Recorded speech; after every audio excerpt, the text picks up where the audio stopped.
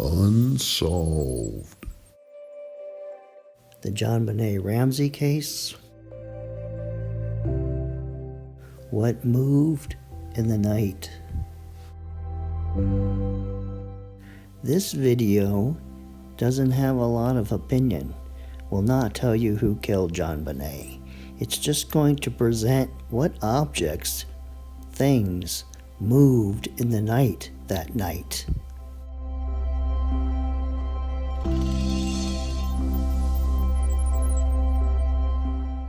Well, let's start off with the most controversial thing that moved or didn't move that night. The grating. If the grating moved, then an intruder came in and got JonBenet. If the grating did not move, then it had to be somebody inside the Ramsey's house. Now, looking at the first floor plan, the street is to the right. That's where the front of the house was. And then the grating is number 6 on this diagram. So it's located in the back of the house by that back glass side door that was used often. Soon we're going to look at the basement floor plan. But before we do that, their house had a great big addition done. And so this line right here, everything above it and to the left of it is the new addition. The basement is only under the original house. Now here is the layout to the basement. And if you see the stairs there, they're in the same location as the main stairs to the Ramsey house. Just behind those stairs led down to the basement. And then if you go straight south, that would lead you to the wine cellar. But then if you went a little to your right and into the train room and then headed to the back of the house, going left on this picture, that would head to the grating and broken window, labeled number 1.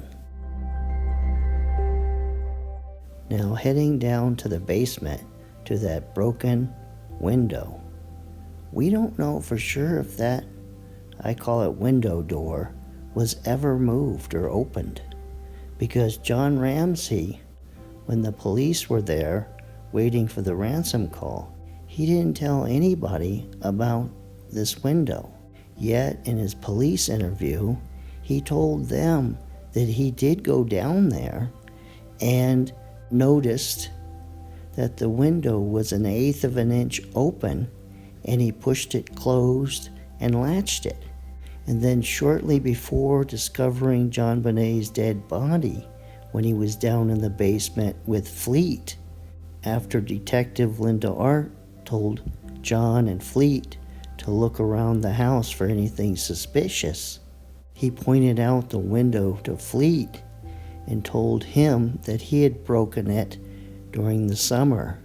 And then for some reason, they looked around for broken glass, and I guess they found a little piece.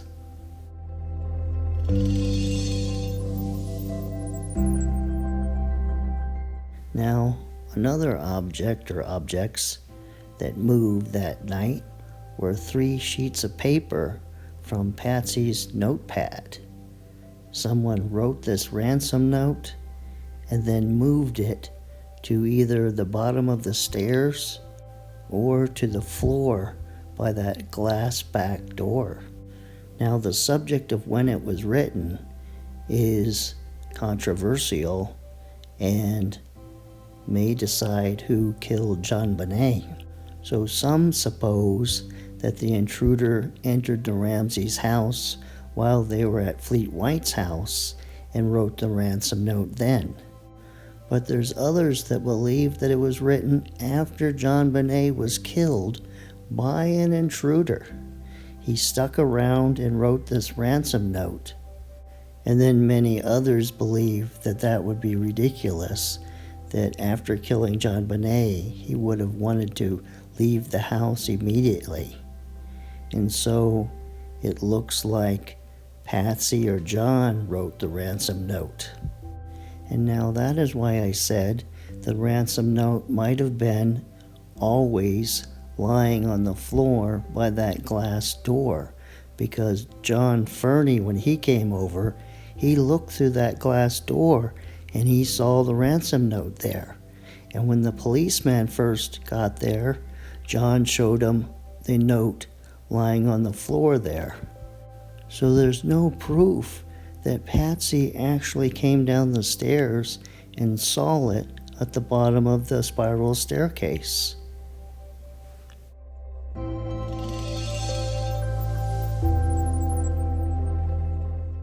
Now, someone moved JonBenet down to the basement or coaxed her down to the basement. Now, some believe that she was shocked with a stun gun, but I find that very difficult to believe because how loud that sound would be, and that she most likely would scream if she was shocked with a stun gun. It's very painful. Now, in the afternoon on December 26, John Ramsey discovered his daughter in the basement wine cellar, and he moved her from there to the living room. But there's no crime scene photograph of JonBenet in the wine cellar, and her dead body was moved from outside the wine cellar after she was strangled with the garrote, and then she was moved into the wine cellar and the door closed.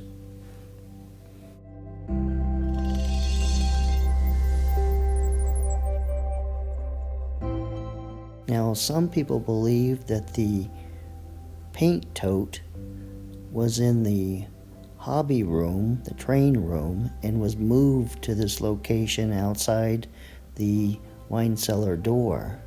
And others believe it was just there at that spot.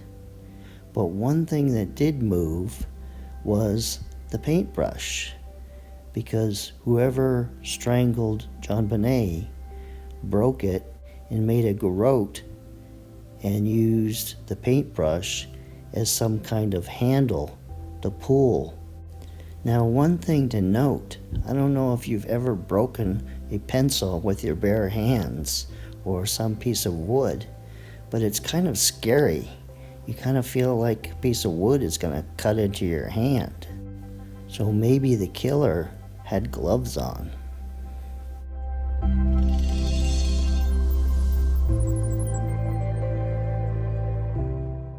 Now, what do you think about these items being moved? This large white blanket and the pink Barbie nightgown. Were they brought down to the basement when JonBenet was brought down? Or were they brought down after JonBenet was strangled and she was wrapped in this white blanket and moved to the wine cellar? And did the person deliberately move the pink Barbie nightgown in there with her? Or was it attached with static cling to the white blanket? But isn't it quite odd that an intruder would move the white blanket from somewhere upstairs all the way down to the basement with JonBenet's dead body?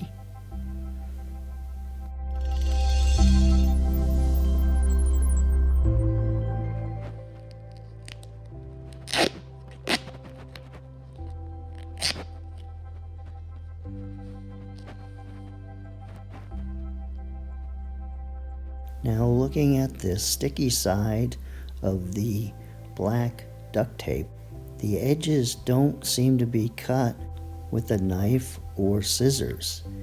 They look like they're torn in the rough edges. And the nylon cord seems to be tied with slip knots and loosely tied around her right wrist above her head.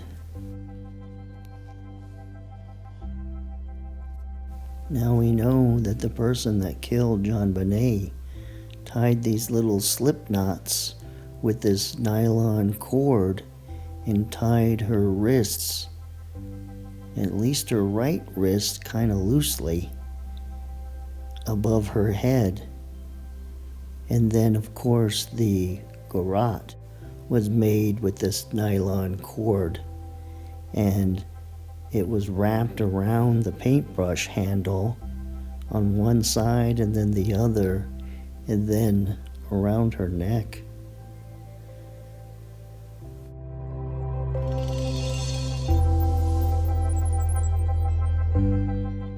Now, something that was moved that might seem insignificant was that block holding the door shut where JonBenet's body was, because first, Officer Rick French was searching in the morning, and he grabbed the door handle and pulled on it, and it wouldn't open.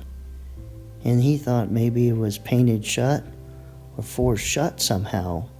He didn't realize there was that door latch up there. And then Fleet White went down into the basement. He opened that door because he obviously had opened that door before. And he didn't see JonBenet's body in there because he couldn't find the light switch, he said. And so he moved the latch open and then closed it. And then John Ramsey went down there and found the latch to be closed.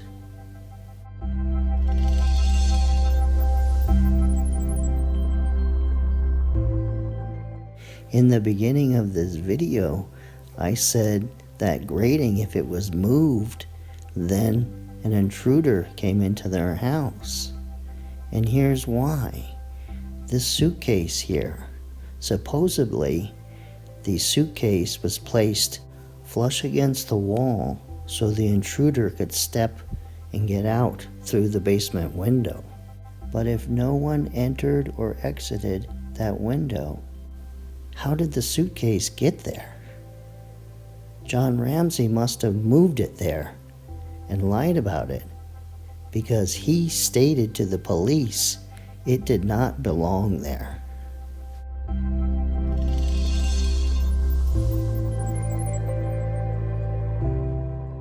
Now, the bowl of pineapple and the glass with a tea bag in it were probably the first items moved in this crime.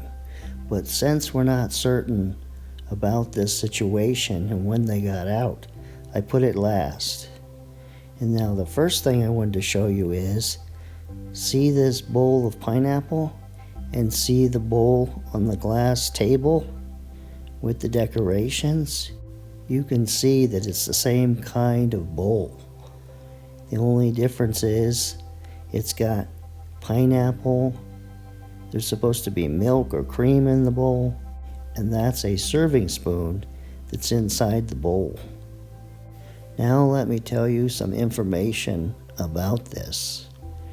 That's the same table in the same room, and all that was cleaned up by Patsy, and everything was put away except possibly 2 of the gingerbread houses that you can see in the photo with the bowl of pineapple.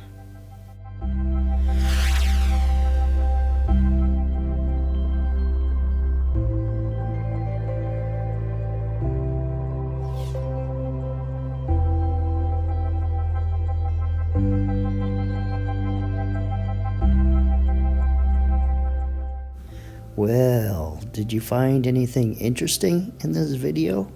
Please comment about the video. And the next JonBenet Ramsey case video will be on the 31st for New Year's night, a top 10. We all like top 10s, so I'll see you then.